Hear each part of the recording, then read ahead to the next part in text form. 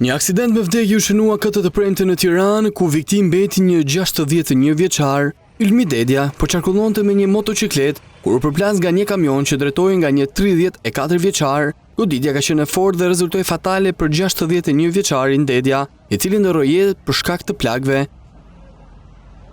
Ka aksidenti mbeti plagosur dhe një punonjës policie, i cili ishte jashtë detyre dhe po ecë në këmbë në momentin e përplasjes. Ai ka marrë dëmtime, për të cilën ndodhet në kujdesin e mjekëve, tha policia e Tiranës përmes një njoftimi zyrtar. Drejtuesi i kamionit është shoqëruar në komisariat, ndërsa një grup hetimor kreu matje dhe verifikime për të përcaktuar përgjegjësitë ligjore për aksidentin. Ndërkohë, drejtuesit e 2 mjete u plagosën në Maliq, pasi automjetet me të cilën udhëtonin u përplasën kokë me kokë. Sjellja e drejtuesve të mjeteve është shkaku kryesor i aksidenteve në rrugët e vendit sipas të dhënave zyrtare. Prej muajit shkurt, kur aksidenti shënuan një rritje krahasuar me vitin e kaluar, shoferët ishin fajtor me 86.6% të ngjarjeve në rrugë, sipas të dhënave të raportit të Instat.